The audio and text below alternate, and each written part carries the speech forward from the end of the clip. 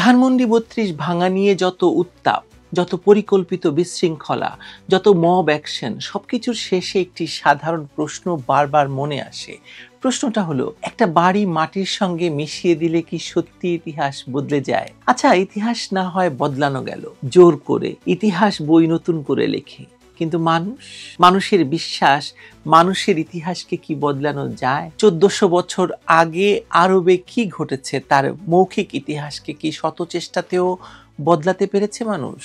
ধানমন্ডি ৩২ যে বাঙালি ইতিহাসের আতুর ঘর, বারবার সেটা ভাঙতে গিয়ে নিশ্চিহ্নের ডাক দিয়ে সেটাই আওয়ামী লীগ, শেখ হাসিনার প্রতিপক্ষরা প্রমাণ করছে।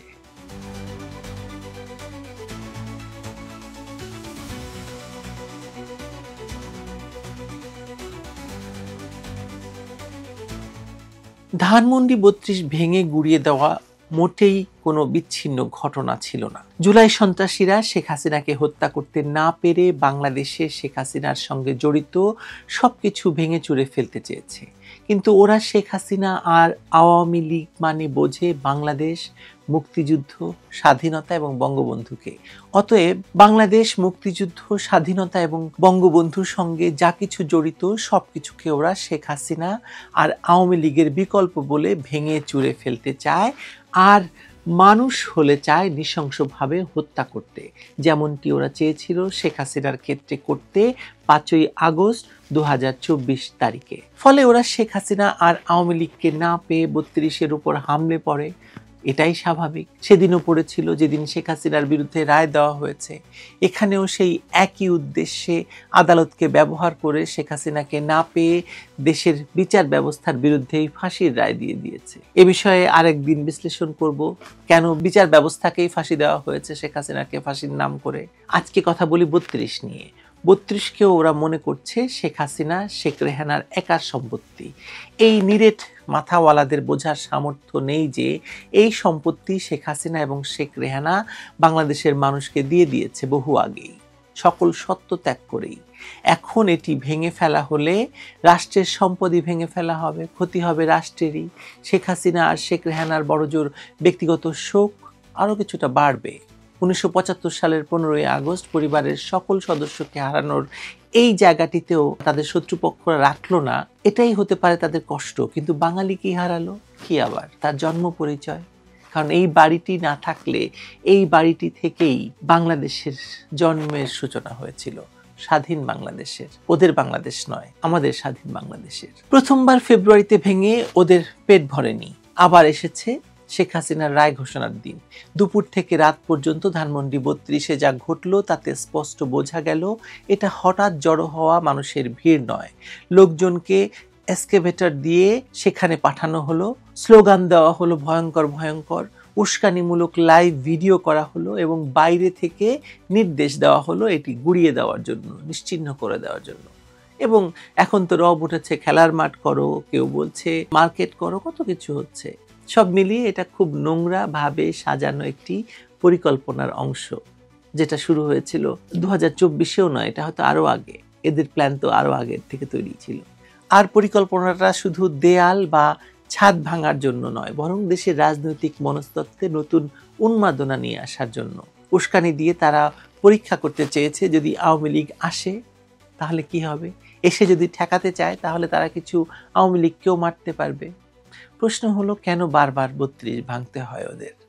বাড়িটা তো আগেই ২ দফায় আগুনে পড়েছে, এসকেভেটর দিয়ে গুড়িয়ে দেওয়া হয়েছে, এমনকি পাশে দাঁড়িয়ে থাকা নারকেল গাছটাও রক্ষা পায়নি। তাহলে আবার কেন বুলডোজার? কেন আয়োজন? কেন এমন দিনকে বেছে নেওয়া হলো যেদিন শেখ হাসিনার রায় ঘোষণা হলো? এটা কেবল শেখ হাসিনা বিদ্বেষ নয়, হলে এভাবে সেটা একটা বাড়ির উপর গিয়ে পড়তো না কেবল। এটা বাংলাদেশের স্বাধীনতার প্রতি বিদ্বেষ, এটা মুক্তিযুদ্ধের প্রতি ভয়ঙ্কর ঘৃণা, যা কেবল পাকিস্তানি এবং তাদের দোসরদেরই থাকার কথা, আর কারো নয়। একটি বাড়িকে ঘিরে যে প্রতীকী শক্তি তৈরি হয় সেটা কোনো রাজনৈতিক দলের তৈরি নয়, এটা সময়ের তৈরি, এটা ইতিহাসের তৈরি। এটা বাঙালি যে দীর্ঘ পথ হেঁটেছে, সেই পথে পথে থেকে মাটি এনে, ইট এনে একটি বাড়ি তৈরি করা হয়, একটি প্রতীক তৈরি করা হয়। ধানমন্ডি ৩২ শুধু একটা ঠিকানা নয়, এখানে ৬ দফা তৈরি হয়েছে, আন্দোলনের রূপরেখা তৈরি হয়েছে, স্বাধীনতার ঘোষণা হয়েছে এই বাড়ি থেকে, এবং প্রথম স্বাধীনতা বাংলাদেশের পতাকা ওড়ানো হয়েছে এই বাড়ি থেকে। পাকিস্তানি বাহিনীর হাতে বঙ্গবন্ধু এখান থেকেই গ্রেফতার হয়েছেন। এরপরেই এটি হয়েছে ইতিহাসের সবচেয়ে হৃদয় বিদারক হত্যাকাণ্ডের স্থান। বাংলাদেশের জন্ম, লড়াই, ব্যথা সবকিছুর সঙ্গে এই বাড়ির নাম যুক্ত, যে কারণে এই বাড়ি নিয়ে আবেগ, ইতিহাস এবং রাজনীতি তার একসঙ্গে রয়েছে। আর তাই এটাকে ভেঙে মুছে দিতে চাওয়াটার একটা রাজনৈতিক অর্থ আছে, যা আলাদা। এই ক্ষোভ কি সত্যি শেখ হাসিনার বিরুদ্ধে আপনি মনে করেন? আমি মনে করি না। নাকি বঙ্গবন্ধুকেও একই কাঠগড়ায় দাঁড় করানোর চেষ্টা হয়? বঙ্গবন্ধুকে তো মুছে ফেলার চেষ্টা হচ্ছে, ফলে বঙ্গবন্ধুকেও মুছে ফেলার চেষ্টার জন্য এই বাড়ি ভেঙে ফেলা হচ্ছে। স্বাধীনতার বিরুদ্ধে দাঁড়িয়ে গেছে আজকের যারা ক্ষমতাসীন, তারা যারা বলে বাড়িটা ফ্যাসিজমের আঁতুড়ঘর, তারা কি সত্যি জানে যে এই বাড়িতে কে থাকতেন? শেখ হাসিনা তো গণভবনে থাকতেন। তাহলে ৩২ নম্বরকে আক্রমণের মানে দাঁড়ালো বঙ্গবন্ধু, স্বাধীনতা, মুক্তিযুদ্ধ আর এই বাংলাদেশের ইতিহাসকে প্রতীকীভাবে মুছে ফেলার চেষ্টা করা, মুছে দেওয়া। আবার অন্যদিকে দেখুন, ২ দফা ভাঙচুরের সময় আইন শৃঙ্খলা রক্ষাকারী বাহিনী কার্যত দর্শকের ভূমিকায় ছিল। এবার উল্টো দৃশ্য, পুলিশ ব্যারিকেড দিয়েছে, সেনা সদস্যরা ঢাল হয়ে দাঁড়িয়ে আছে, মবকে পিছু হটাচ্ছে। তাহলে প্রশ্ন করতে চাই যে আগে কি নির্দেশ ছিল ভাঙার, আর এখন কি আছে? এখন কি রক্ষা করার জন্য, নাকি রাজনীতির দিক পাল্টে যাচ্ছে? আপনার কি মনে হয়? অথবা নির্বাচনকে সামনে রেখে রাষ্ট্রের শক্তি এবং নিরপেক্ষতার বার্তা দিতে যাচ্ছে এই ইউনূস সরকার?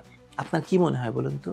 ইউনূস মহাজনের সরকার এবার বাধা দিয়ে তাদের পুরনো পাপ থেকে মুক্তি পাবে? আমি মনে করি না। সেটা কেন মনে করি না সেটাই বুঝতে পারবেন একটু পরেই। যখনই দেশের গুরুত্বপূর্ণ কোনো বিচার বা রাজনৈতিক ঘটনা সামনে আসে, ঠিক তখনই একটা কোথাও মব তৈরি করে ভাঙচুর করানো হয়। ১৭ই নভেম্বরও একই ঘটনা ঘটেছে।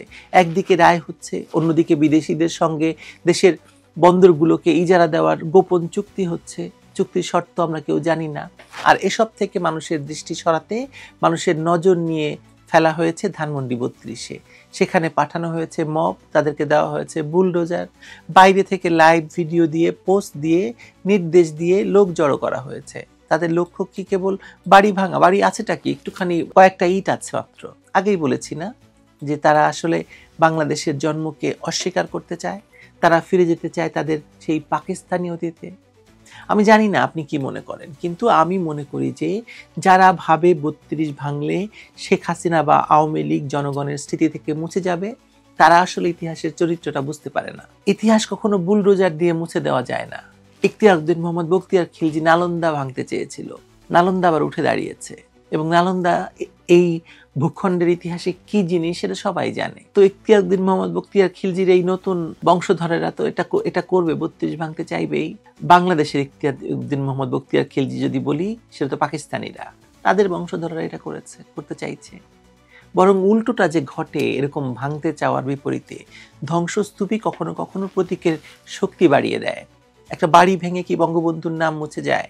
৭ কোটি মানুষ যার ডাকে মুক্তিযুদ্ধে নেমেছিল, তাদের স্মৃতি কমে যাবে? পৃথিবীর যে কোনো ঘটনায় দেখেছেন, যখন কোনো শক্তি প্রতীকের উপর হামলা চালায়, তখন সেই প্রতীক আরো বড় হয়ে ওঠে। এটা মানুষের মনস্তত্ত্ব। এভাবে ধানমন্ডি ৩২-এর দেয়াল ভেঙে যারা জয়ধ্বনি করতে চায়, তারা কি জানে না যে এই বাড়িটিকেই তারা আরো বড় করে দিচ্ছে? যে প্রতীককে তারা মাটির সঙ্গে মেশাতে চাইছে, সেই প্রতীকই আবার ছাই থেকে ফিনিক্স পাখির মতো ফের দাঁড়িয়ে যাবে ঠিক যে কোনো সময়। ইতিহাস যাদের জায়গা ঠিক করে দিয়েছে, তাদের জায়গা ভাঙচুর করে বদলানো যায় না।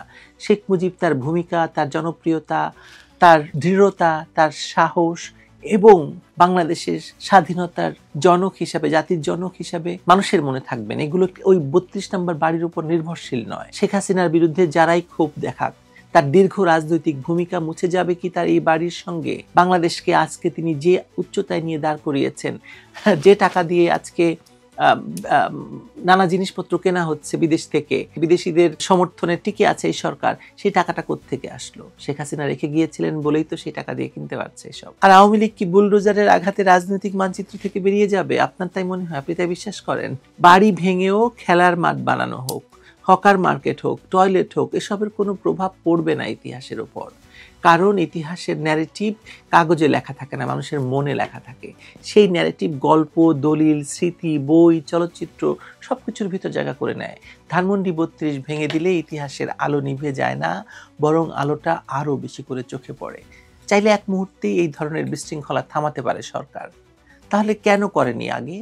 কেন বারবার মব দিয়ে অবৈধ ক্ষমতা দখলকারীরা যা ভাঙতে চায় তাই ভাঙতে দেওয়া হয়েছে? ধানমন্ডি ৩২ এই মুহূর্তে যারা ক্ষমতা দখল করে আছে সেই জামায়াত, বিএনপি, এনসিপি এবং ইউনূস সবার লক্ষ্যবস্তু। তাদের আসল লক্ষ্যবস্তু শেখ হাসিনাকে হাতের কাছে না পেয়ে তারা লক্ষ্যবস্তু করেছে বাংলাদেশকে, বাংলাদেশের জন্মকে, বাঙালি জাতির ইতিহাসকে।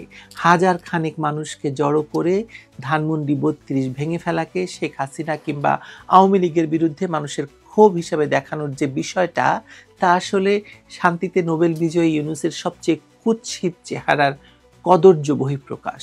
জামায়াত, বিএনপি, এনসিপি এদের রাজনৈতিক প্রতিহিংসা হয়তো মানুষ ভুলে যাবে কিংবা গোনায় ধরবে না, কিন্তু ইউনূস মহাজনের কবর যদি বাংলাদেশে হয়, তাহলে আপনি লিখে রাখতে পারেন যে সেই কবরের মাটি বাংলাদেশের মানুষ ঢিলা কুলুপ হিসাবে ব্যবহার করবে।